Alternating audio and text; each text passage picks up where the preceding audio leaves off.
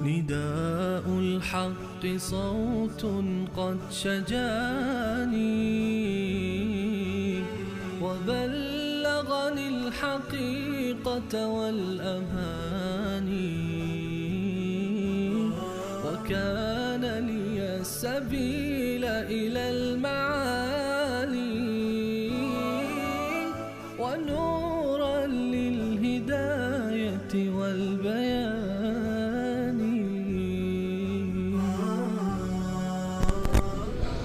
أعوذ بالله من الشيطان الرجيم. بسم الله الرحمن الرحیم. حال در سوره جاثیه یکی دیگر از شبهات جواب داده میشه، اشکالات جواب داده میشه. اون اینه که خب ما میپذیریم که خدایان ما مشکلات ما را حل نمی کنند. شفاعت که شما میگی شفاعت هم نمیتوانند بکنند، اگر نمیشنوند هم نمیشنوند، ولی خود پدران ما اونها را فریاد میزدند. آبا و اجداد ما از اونها استمداد میطلبیدند. ما هم به تقلید پدران این کار را میکنیم. اگر خدا خواست صدای ما را به سمع اونها میرساند و اگر خدا نخواست صدای ما به اونها نمیرسه، به هر حال ضرری که نداره. الله عزوجل تو این سوره بیان میفرماید چرا ضرر نداره. شرع لكم منها، الله تعالی میفرماید در این سوره ثم جعلناك على شریعة من الامر فاتبعها ولا تتبع اهواء الذين لا يعلمون. ما برای شما شریعتی، دینی، روشی برای شما تعیین کردیم. شما وظیفه دارید از اون روش تبعیت کنید. شما باید بر اون مسیر باشید. شما نه هر چی که دلتون میخواد پدرانتون کردن شما انجام بدین، نه. لذا الله عزوجل از تقلید کورکورانه و بیجای آبا و اجداد در این سوره من میفرماید و دستور میده که شما باید بر جاده شریعت باشید، بر مسیر شریعت باشید. در این سوره تمهید مع ترغیب از ابتدا، مثل بقیه سوره های حوامیم خداوند عزوجل ابتدا ترغیب میده به سوی قرآن و بعد برای اثبات توحید 5 دلیل در این سوره بیان میشه. 5 دلیل عقلی که هر یکی علی سبیل ترقی است. دلیل بعد نسبت به دلیل دوم ترقی و ارتقا بیشتر. یک دلیل نقلی بیان میشه تو این سوره، بقیه زجر و تخویف و تبشیر و همه تو این سوره فراوان دیده میشه. الله عزوجل می فرماید حامیم تنزیل الكتاب من الله العزیز الحکیم. تدریجا کتاب را نازل کردیم. این تدریجا نزول سوره، تنزیل عرض کردم، نزول چی را میگن؟ تدریجی را میگن، نزول کم کم را میگن. این از جانب الله است، اون اللهی که هم غالب است، صفات منزل، هم غالب است و هم با حکمت است. اون اللهی که همه کارهایش با حکمت. اولین دلیل عقلی، الله می فرماید ان فی السماوات والارض، همانا در پیدایش آسمان ها و زمین، نفس آسمان ها و زمین، به اونها فکر کن. لآیات للمؤمنین، در پیدایش آسمان ها و زمین آیاتی هست، نشاناتی هست، اما برای مؤمنین. مستفیدین من الآیات کی هستند؟ اونایی که از آیات الهی استفاده میکنن مؤمنین هم. منظور از آیاتی که در آسمان ها و زمین چیه؟ ان انفسهم لآیات، خود زمین و آسمان اینا آیات الهی هستند. لما فيها من فنون الدلالة على القادر الحكيم جل شأنه. چونکه تو این آیات دلائل عجیبی هست، دلائل عجیبی بر اون ذاتی که اون ذات قادر و حکیم هست. انسان گاهی تو این عالم عجایب میبیند، خلائقی میبیند سبحان الله انسان تعجب میکنه. من دیشب رفته بودم دندان پزشک، دندانم مشکل داشت، تا زمانی که انتظار بودم تلویزیونش روشن بود، تلویزیون وحوش را، حیوانات را نشان میداد. رفیقی که همراهم بود گفتم ببین خداوند چه حیوانات زیبایی، چنان پرندگان رنگ برنگی، چنان حیوانات زیبایی نشون میده. اصلا فکر میکردی اینا نقاشی کرد. چنان ماهی هایی که شما هم دیدید، چنان پرندگانی که انسان تعجب میکنه الله عزوجل به چه زیبایی. گاهی باور نمیکنی نه حیوان هستن، فکر میکنه نقاشی هست.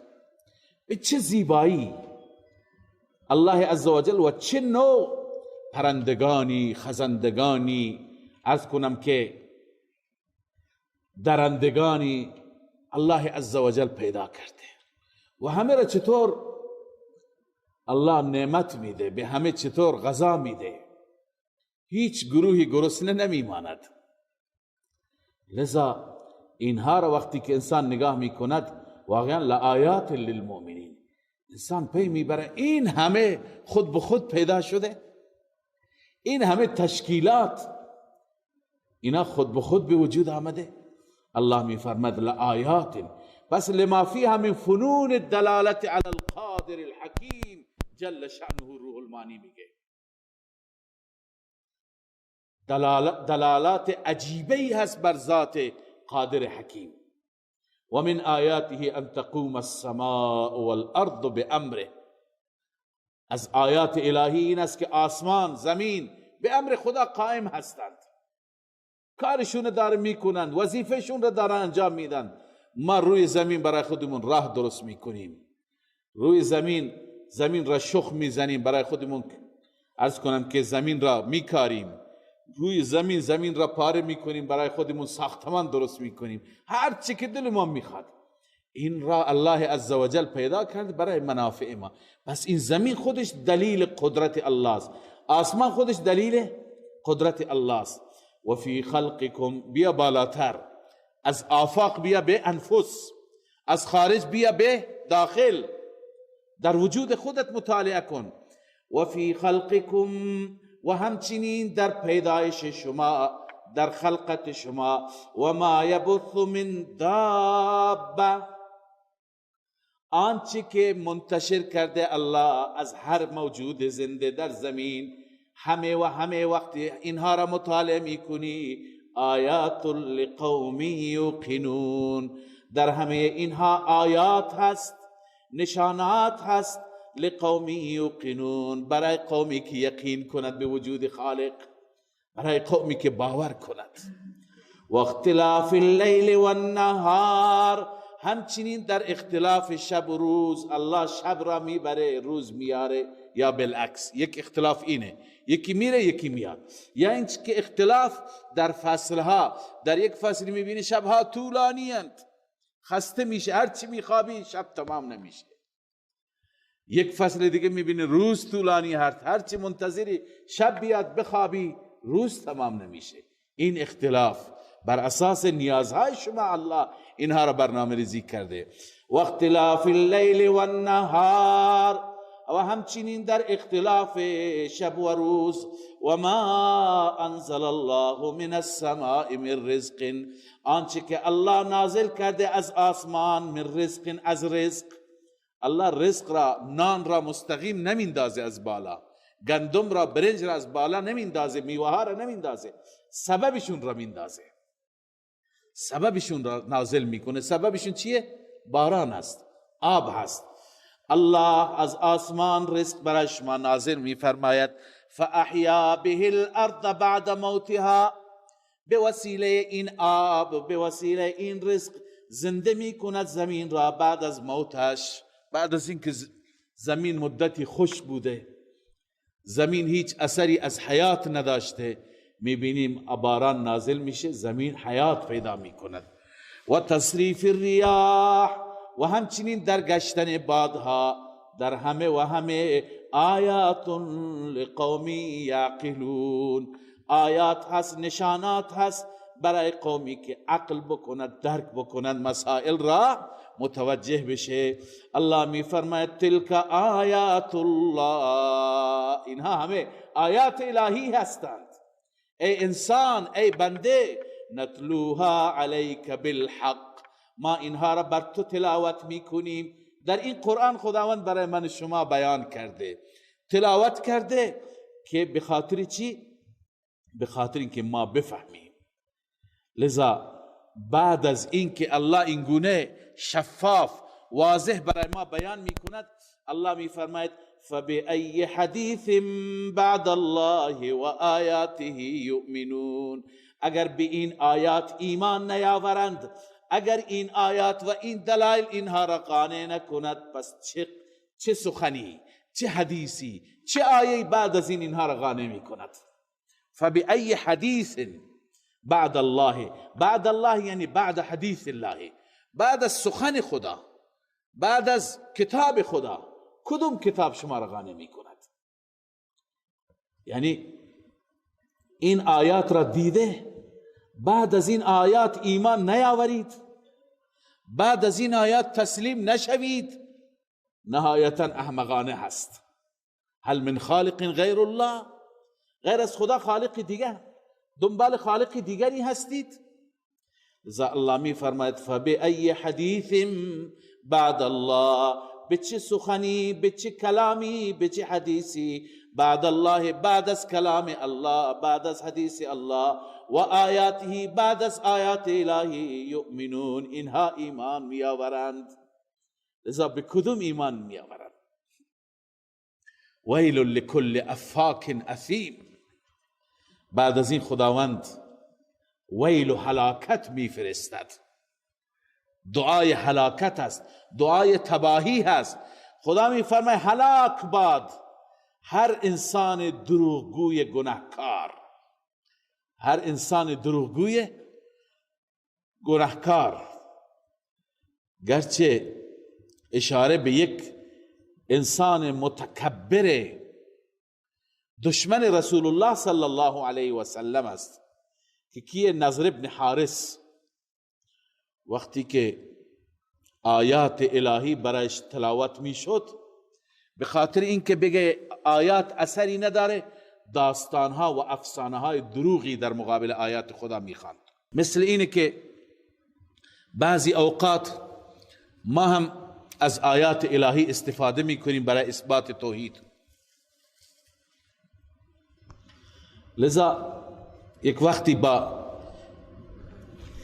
یکی از مردم که سوادی هم نداشت، در رابطه با همین که باید فقط از خدا استمداد بکنیم، فقط از خدا کمک بگیریم، من صحبت کردم. بعدش بعضی از آیات را خواندم، یادم نیست خیلی وقت پیشه کدوم آیات را خواندم. اون در مقابل آیات برای من داستان تعریف میکرد. میگفت شما نمیدونید این چیزها را، شما متوجه نیستید. این بزرگان اینا کسانی هستند که وقتی که بر دیوار می نشستند، همین فلان آقا صاحب وقتی که بر دیوار می نشست، دیوار راه می رفت. پیش اینها فلان مردم برای حاجاتشون رفتند، مردم تمام مشکلشون حل شد. در مقابل آیات این دروغ ها را داری که سرهم می کنی. لذا این را میگن جدال بالباطل، یعنی در مقابل حق، در مقابل دلائل توحید، در مقابل آیات کلام الله مجید برای ما افسانه درست میکنید و افسانه تعویل میدید. لذا الله عزوجل برای این نضر ابن حارس ویل و هلاکت میفرستد. هلاک باد، تباه باد، نابود باد این انسان افاک،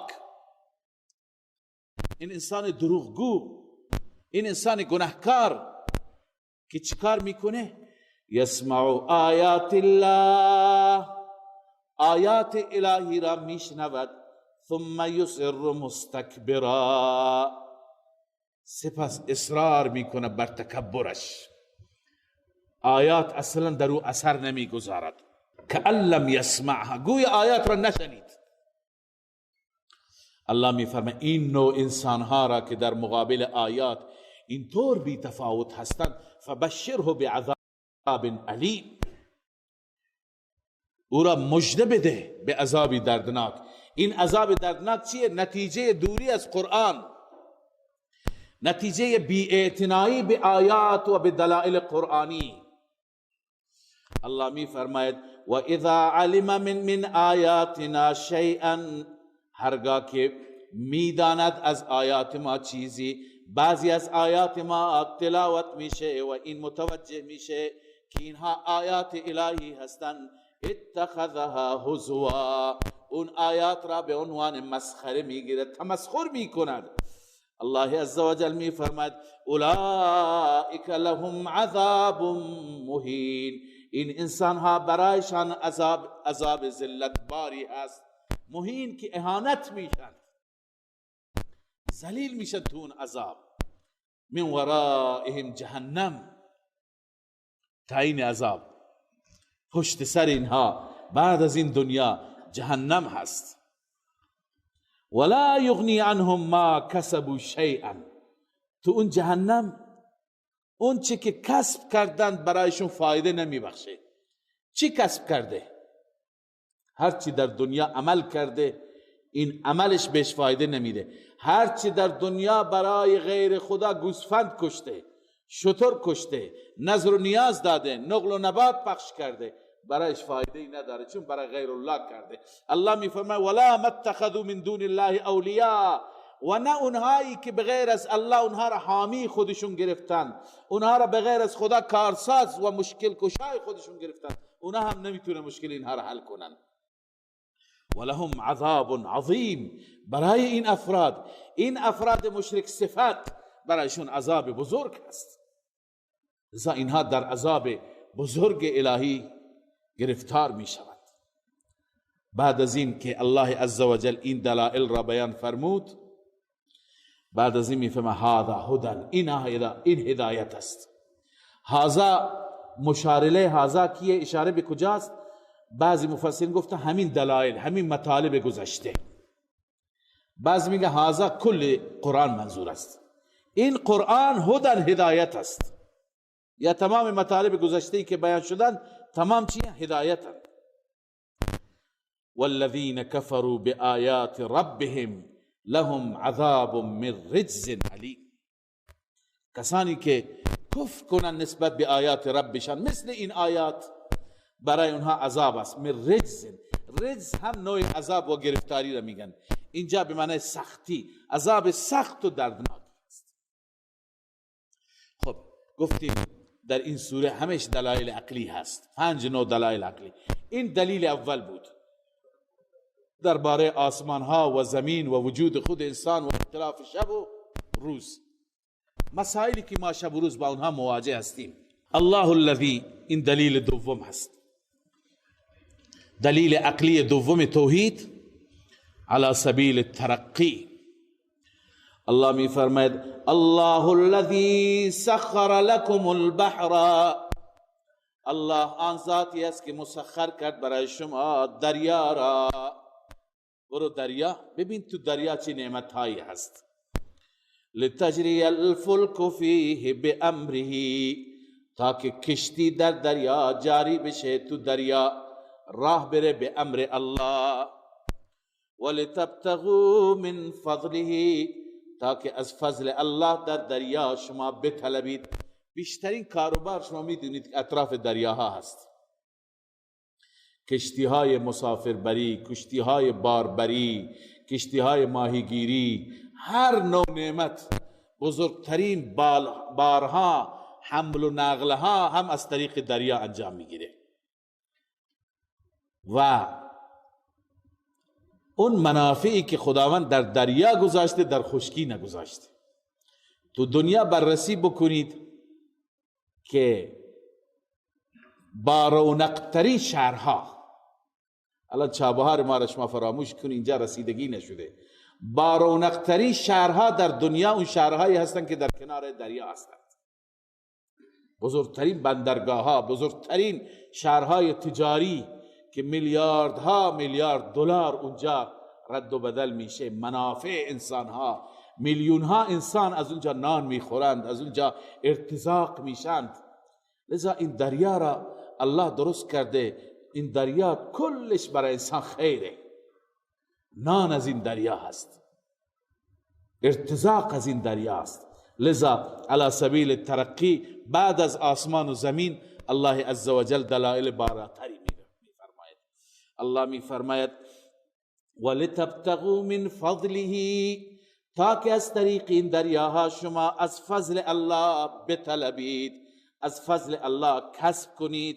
ولعلکم تشکرون، شاید شما بندگان سپاسگزاری باشید، بندگان شاکری باشید.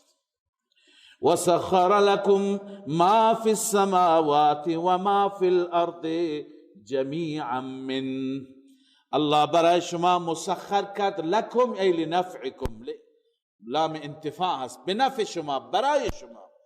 وسخر لكم ما في السماوات وما في الارض جميعا منه، همه آنچه که در آسمان ها و در زمین است، جمیعا منه، همه و همه از طرف الله.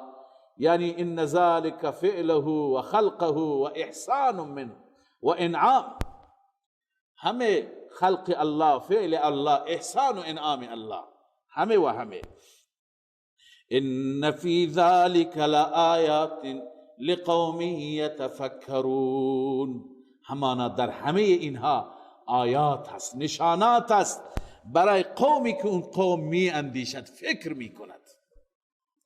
لذا الله ما را از ما فکر می خواهد، الله از ما تفکر می خواهد، تدبر می خواهد. یکی از توفیقات الله فکر کردن است، همونطور که یکی از نعمتها و یکی از عبادتها ذکر، یکی از عبادتها فکره. خداوند در جای جای قرآن مجید تفکر را مورد ستایش قرار داده و ما را دعوت به تفکر داده، دعوت به تدبر داده. کتاب انزلناه الیک مبارک لیدبروا آیاته ولیتذکر اولو الالباب، این کتاب را ما نازل کردیم تا که مردم در آیات الهی تدبر بکنند، بیندیشند. ولیتذکر اولو الالباب، اونایی که خدا بهشون عقل داده پند بگیرن. لذا گاهی که سرتون میفته به شهرها، به بیابانها، به جنگلها، یکی از عبادات اینه که همینطور که تو ماشین نشستی با خودت فکر کن. از این بر و بحر، از این زمین و آسمان، از آثار اقوام گذشته انسان به این نتیجه میرسه سبحان الله چه خالق بزرگی هست. کل من علیها فان و یبقى وجه ربک ذو الجلال والاکرام. اینجا آثار کدوم قوم ها بود؟ 2000 سال پیش، 3000 سال پیش، 4000 سال پیش. این انسان ها کجا رفتند؟ لذا تدبر را الله دوست دارد. ان فی ذلک لآیات لقوم یتفکرون. قل للذین آمنوا یغفروا للذین لا یرجون ایام الله. خیلی ها بودند که از حوادث و واقعات اقوام گذشته درس نمی گرفتند. مثلا فرعون را خدا هلاک کرد، می گفت یک حادثه بوده تاریخی، تو دریا غرق شد. طوفان نوح یک حادثه، یک اتفاقی.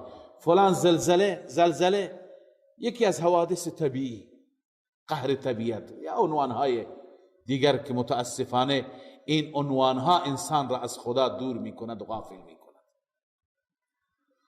لذا الله می فرماید اینهایی که ایام الله را اعتقاد ندارند. ایام الله کدوم روزها را میگن؟ اون روزهایی که در اون روزها خدا عذاب می آورده، اون روزهایی که خداوند دشمنان خودش را گرفتار می کرده. لذا الله می فرماید شما ای مؤمنین، کسانی که نسبت به ایام الله نمی ترسند یا اعتقاد ندارند، شما از اونها درگذر بشید، شما باشون کار داشته نباشید، بذارید برای خدا. قل للذین آمنوا، ای پیامبر بگو به مؤمنین، به بندگان من بگو یغفروا یعنی یعفو و یصفحوا، عفو کنند، درگذر بشن، نادیده بگیرند. کی را؟ یغفروا للذین لا یرجون ایام الله، اون انسانهایی را که اعتقاد به ایام الله ندارند، اون انسانهایی که اعتقاد به عذاب در دنیا ندارند، اونها را که اعتقاد ندارند یا نمی ترسند. بعضی گفتن لا یرجون لا یعتقدون، بعضی گفتن لا یرجون لا یخافون. اونایی که نمی ترسند از عذاب خدا، شما با اونها کار داشته نباش، بذار برای من رب، من خدا خودم به حسابشون میرسم.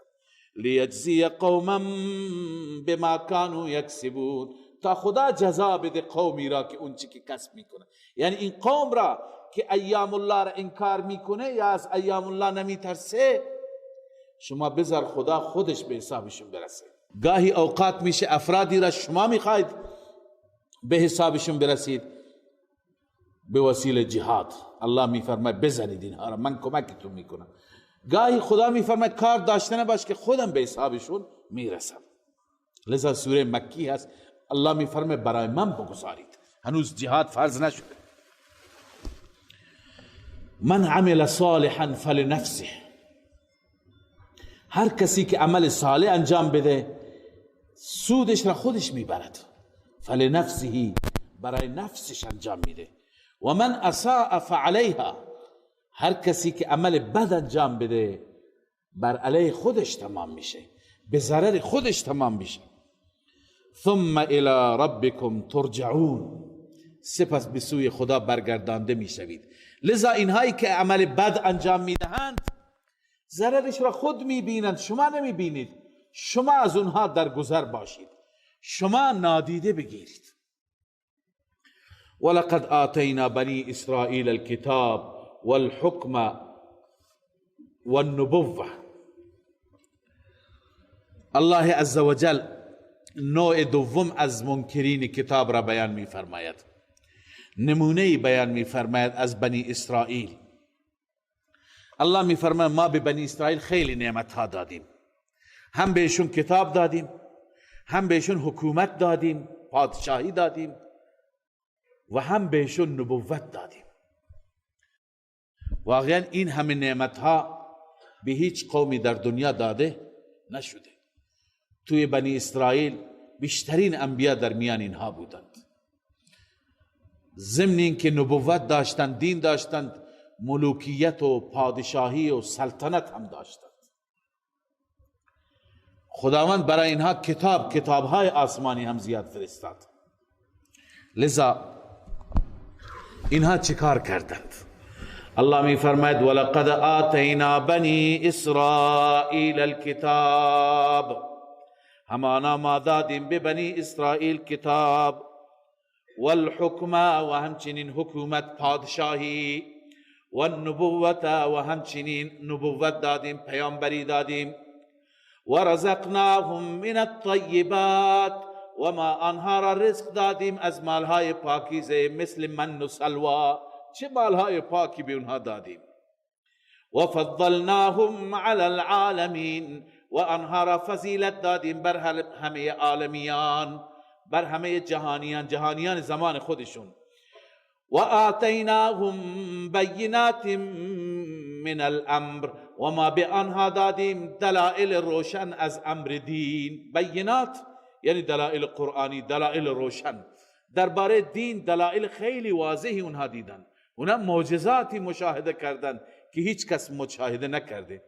ببینی شما معجزات موسی را که در مقابل همه جادوگران پیروز شد، معجزات عیسی را، خب عیسی هم در میان بنی اسرائیل بود،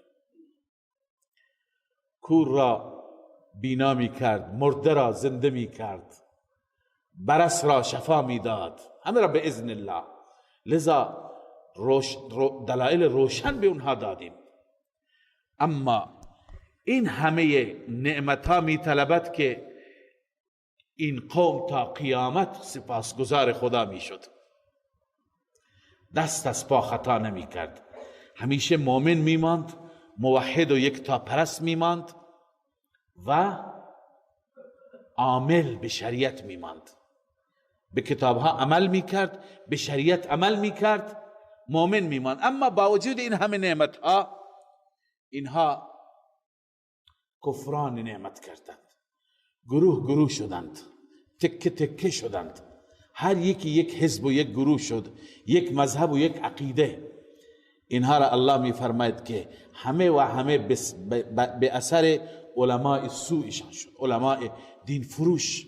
الله عزوجل از عالم سوء نجات بده که عالم سوء ملت را تکه پاره می کند، عقیده های مختلف، مذاهب مختلف درست می کند. لذا الله می فرماید فما اختلفوا، اختلاف نکردند، الا من بعد ما جاءهم العلم، مگر بعد از اینکه علم پیششان آمد. یعنی دیده دانسته اختلاف کردن، نه اینکه از روی نادانی، همه چیز را می دانستند. چرا؟ بغی بینهم، به خاطر حسادت بین آنان و بین دعات توحید به نسبانش. تفسیر مهایمی گفته. لذا خدا با اینها چه فیصله می کند؟ ان ربک یقضی بینهم یوم القیامه، همانا پروردگار شما فیصله می کند بین آنها در روز قیامت، فیما کانوا فیه یختلفون، در آن مسائلی که آنها اختلاف داشتند. خداوند همه چیز را روز قیامت روشن می کند، داوری می کند، حکمیت و فیصله می کند. ثم جعلناک علی شریعت من الامر، بعد از بنی اسرائیل ای محمد صلی الله علیه و سلم ما به شما شریعت دادیم. اینجا پاسخی اون اشکالی که در صدر سوره عرض کردم داده میشه. در ابتدای سوره خواندیم که مشرکین این اعتراض را داشتند که خب ما این خدایان را صدا میزنیم چون پدران ما صدا زدند، امیدواریم صدای ما را خدا به گوش اونها بشنواند، اگر نشنیدند حداقل به ما ضرری ندارد. الله میفرماید نه، اونطور نیست، مفت نیست که هر کس هر چی دلش میخواد انجام بده.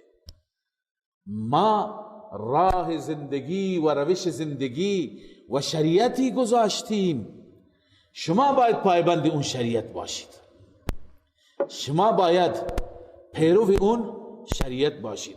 الله میفرماید ثم جعلناک، سپس ما شما را قرار دادیم ای محمد رسول الله، این موضوع سوره است، مدعای سوره همینه، علی شریعت من الامر، بر شریعتی از امر، یعنی بر طریقی، بر روشی از امر دین. فاتبعها، ای رسول الله، ای پیروان رسول الله، شما اتباع بکنید، پیروی بکنید از اون شریعت.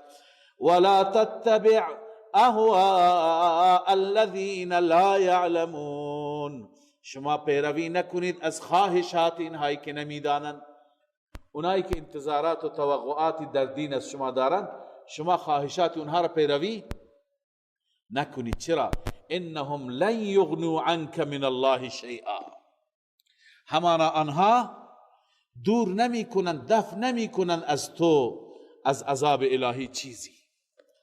عذاب خدا وقتی که بیاد اینها نمیتونن برای شما کاری بکنن. و ان الظالمین بعضهم اولیاء بعض، این ظالمان و مشرکان بعضی دوستان بعضی هستند. شما مؤمنین دوست شما الله است، والله ولی المتقین، خداوند دوست متقین است، یعنی حامی متقین است. خداوند چیکار میکند متقین را؟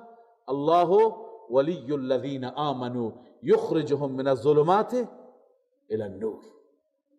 لذا ولی شما متقین الله است، شما را از تاریکی، از جهل، از شرک میرهاند، نجات میده، به سوی نور، توحید، قرآن هدایت میکنه. پس شما از قرآن حرف شنوی داشته باشید، نه از اونها.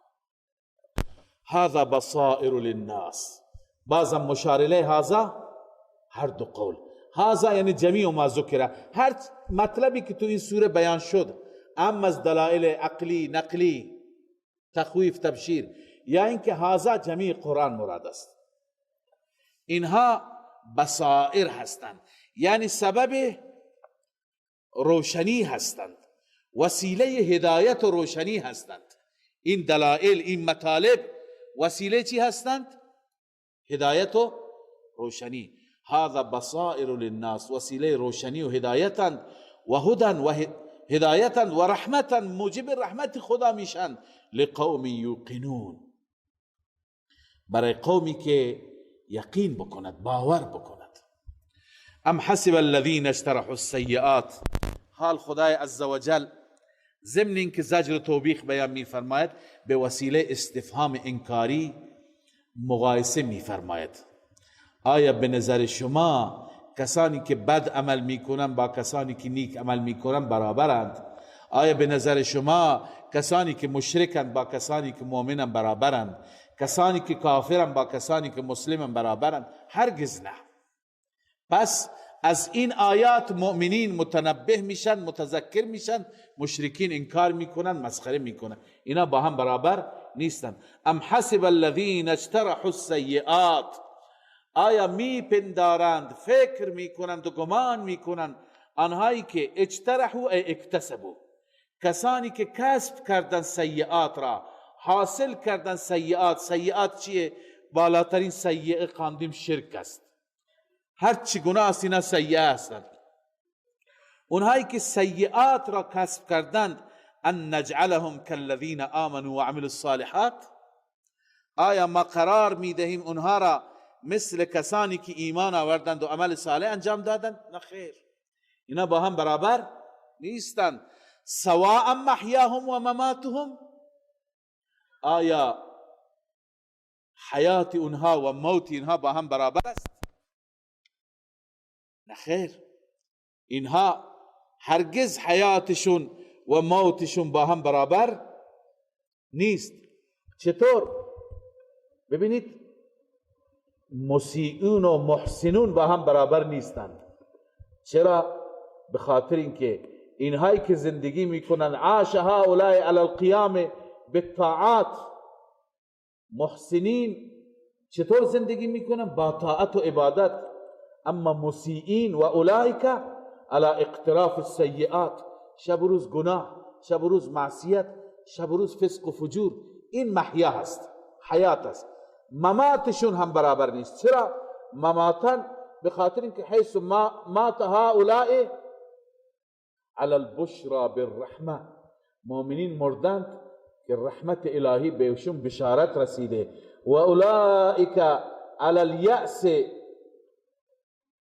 من امر الله و الندامه، اونهایی که مردند یعنی مسیئین ناامید هستند از رحمت خدا، و همچنین اونها بر عرض کنم که ندامت و بدبختی مردن. اینها هرگز با هم برابر نیستند. لذا الله می فرما آیا محیا و ممات اینها برابر؟ نه خیر، حیات مؤمن با حیات کافر فرق می کند، ممات مؤمن هم با ممات کافر فرق می کند. ساء ما یحکمون، بسیار بد اینها فیصله می کند کسانی که اینها را برابر می دانند. خب، الله الذي سخر لكم البحر، دومین دلیل عقلی توحید بود. و خلق الله السماوات، سومین دلیل عقلی است. الله عزوجل می فرماید الله آسمان را خلق فرمود، زمین را خلق فرمود بالحق، برای اظهار حق، تا حقانیت خودش را نشان بده. یکی از اهداف این است. هدف دوم، ولتجزا کل نفس بما کسبت و هم لا یظلمون، هر نفسی پاداش داده بشه، جزا داده بشه آنچه که کسب کرده. کسب خوب جزای خوب، کسب بد جزای بد. و هم لا یظلمون، اینها ذره برشون ظلم نمیشه. حال الله عزوجل می فرماید افرأیت من اتخذ الهه هواه و اضله الله و ختم على سمعه الى آخره. یک مقایسه دیگر بین یک انسانی که خدای او و معبود او کی هست؟ خواهشات نفس.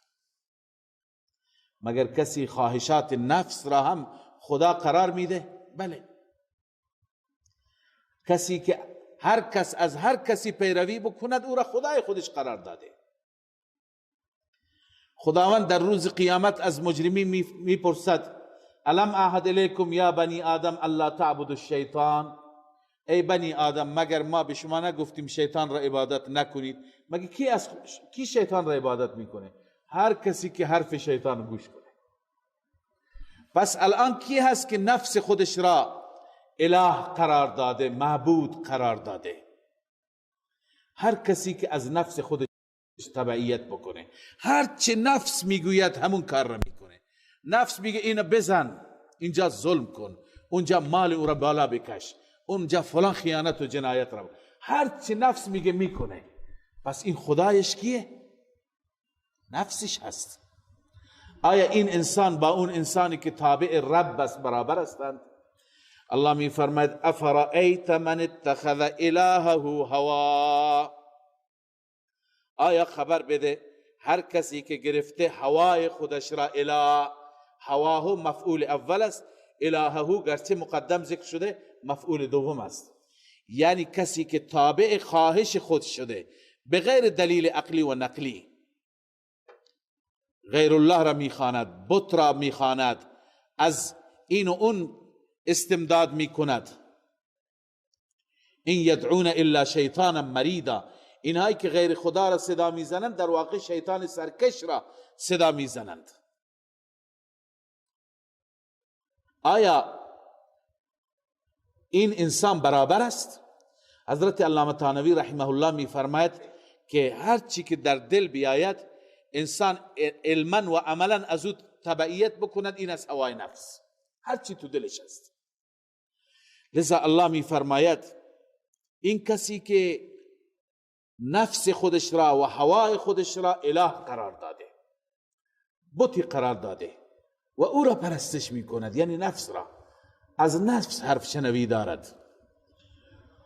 و اضله الله علی علم، و الله عزوجل او را گمراه کرده علی علم، که او بر علم است. یعنی این انسان خودش میدوند که من بر بیراهه هستم، خودش میداند که من بر مسیر نفس هستم، هوا پرستی هستم. و ختم علی سمعه، الله بر گوشش مهر جباریت زده، و قلبه بر قلبش الله مهر زده، و جعل علی بصره غشاوه، و الله بر چشمش پرده گذاشته. آیا این انسان فمن یهدیه من بعد الله، این انسان را بعد از خدا یعنی غیر از خدا کی هدایت میکند؟ پس خدا وقتی که نخواهد هدایت بکند این هدایت نمیشه. افلا تذکرون، آیا پند حاصل نمی کنید؟ تذکر نمی گیرید؟ یعنی باید از این آیت شما پند بگیرید. و قالوا ما هی الا حیاتنا الدنیا، چرا اینها هوا تابع نفس هستند؟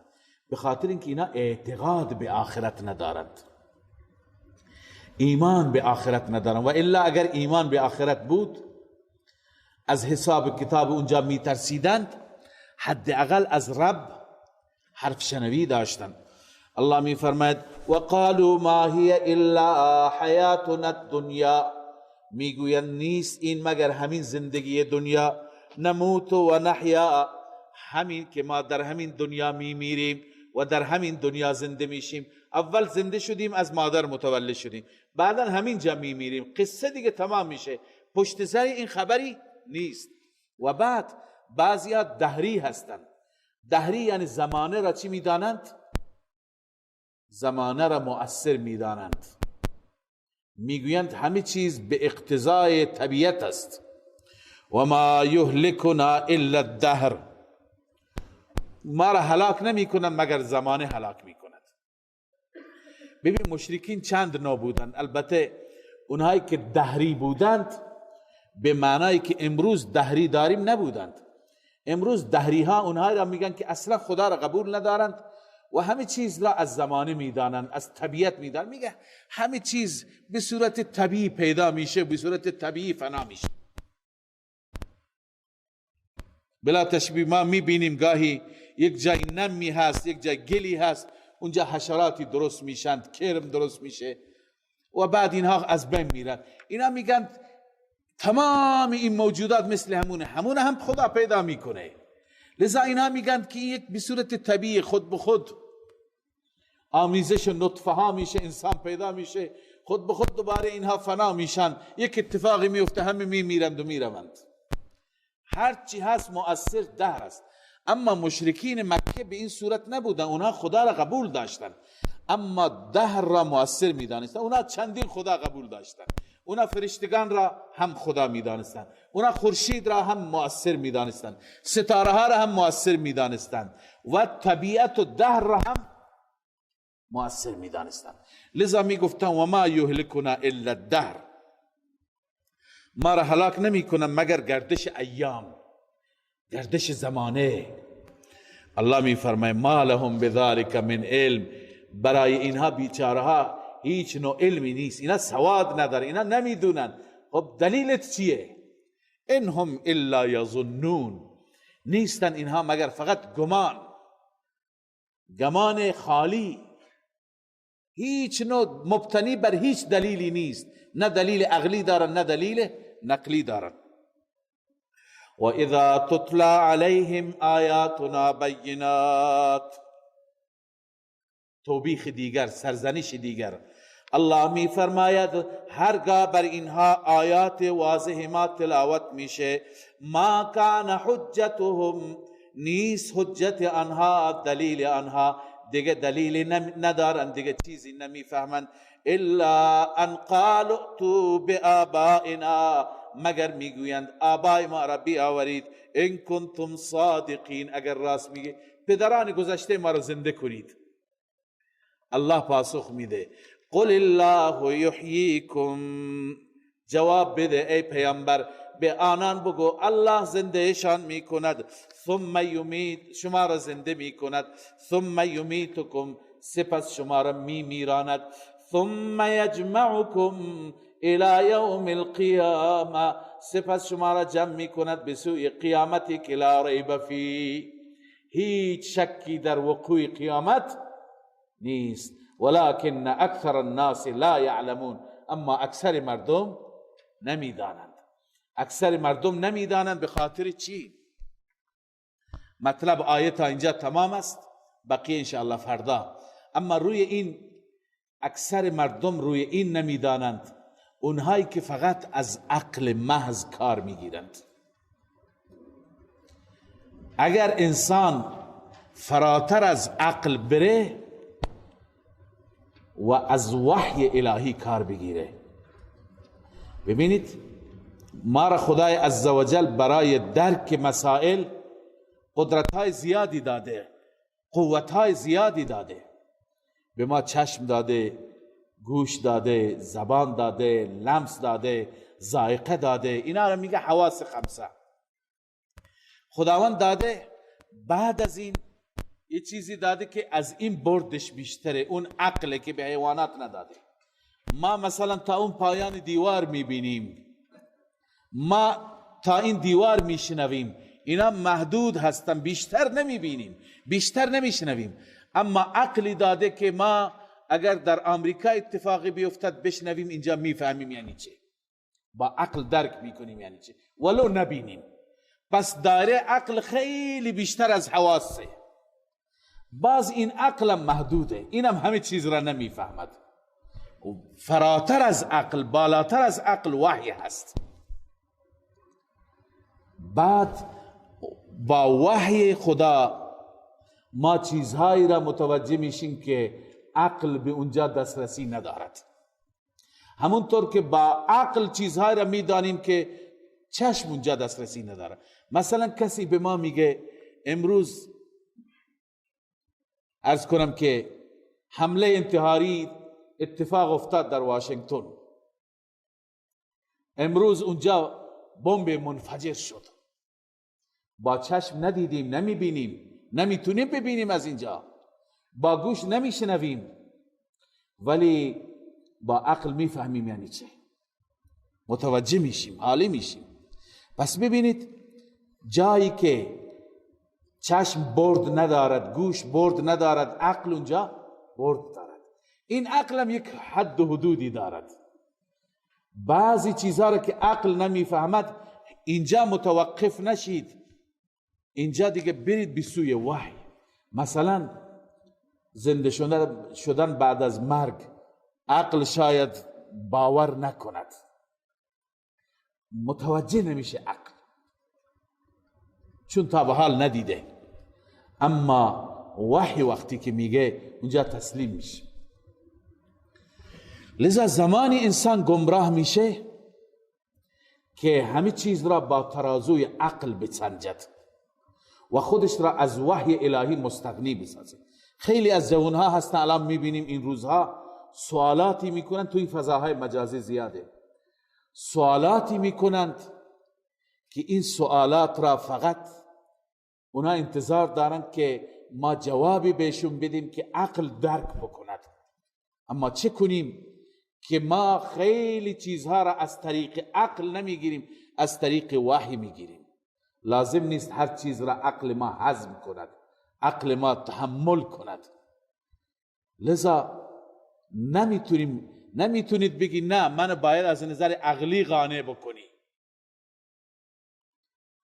وقتی که خودم این جواب را از عقل خودم نگرفتم، از وحی خدا گرفتم، تو هم باید به وحی ایمان داشته باشید، در مقابل وحی سکوت کنی که تو این دنیا نمیتونی این اسرار را بفهمی، اون دنیایی که بری میفهمی. مثالش را بزرگان ما خیلی جالب و ساده بیان کردند. یک بچه تو شکم مادر است، به این بچه کسی اونجا تلقین بکند، بهش بگوید کوچولو از این شکم مادر برو بیرون، اینجا زندانه، اینجا تنگه، اینجا خفه میشی.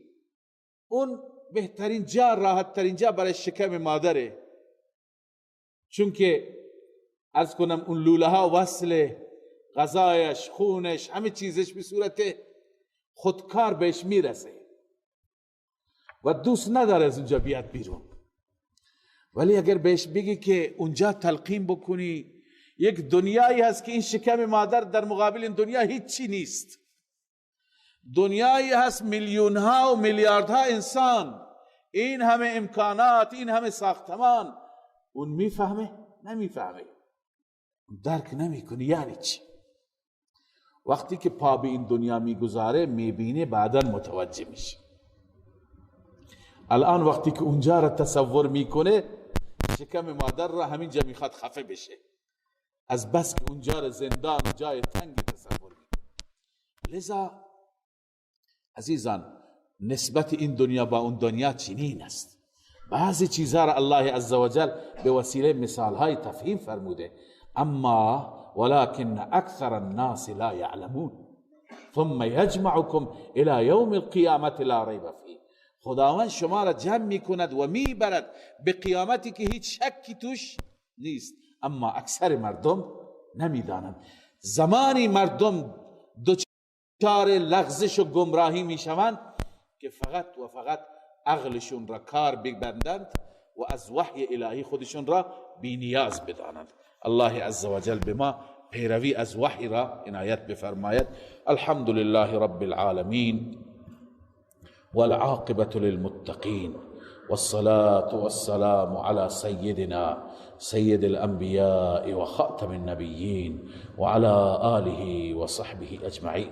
اللهم أعنا على ذكرك وشكرك وتلاوة القرآن وحسن عبادتك. اللهم وفقنا لما تحب وترضى. اللهم إنا نسألك البر والتقوى ومن العمل ما ترضى. يا حي يا قيوم برحمتك نستغيث، أصلح لنا شأننا كله ولا تكلنا إلى أنفسنا طرفة عين. إله العالمين پروردگارا حقائق دنیا و آخرت را در قلب ما جای بده، ما را به حقائق، به واقعیتها واقف و مؤمن بگردان. پروردگارا ایمان ما را راسخ بگردان، تقوای ما را ثابت بگردان، اخلاق ما را اصلاح بفرما. پروردگارا ربا فهم این کلام زیبا را آنگونه که حقش هست به ما نصیب بگردان. و اله العالمین توفیق بده به این آیات زیبا عمل بکنیم. اله العالمین یقین ما را، ایمان ما را، اعتقاد ما را، عمل و اخلاق ما را اصلاح بفرما. اله العالمین ربا دست ما را بگیر و ما را دستگیری کن. پروردگارا ما محتاج تو هستیم، بنده تو هستیم، در تو را دستک میزنیم، از تو میطلبیم، از تو میخواهیم. پروردگارا ما را ناامید نکن و دستای ما را خالی بر نگردان. دعای ما را اجابت بفرما، در دنیا و آخرت به ما عنایت بفرما. دین و دنیا ما را اصلاح بگردان، دنیا و آخرت ما را آباد بگردان. مشکلات ما را حل بفرما مولا، و مشکلات همه مسلمین را حل بفرما. اله العالمین خاتمه ما را با ایمان بگردان و آخرت ما را آباد بگردان. ربنا تقبل منا انك انت السميع العليم وتب علينا انك انت التواب الرحيم. آمين آمين برحمتك يا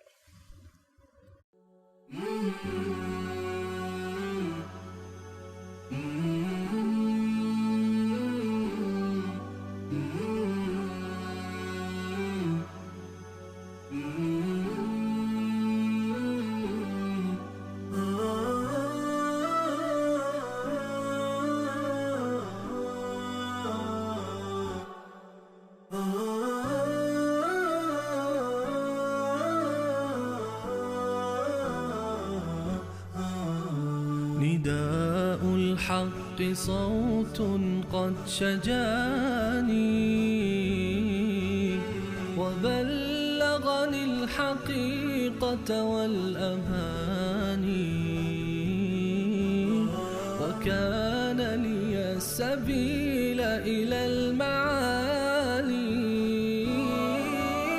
ونورا للهداية والبيان.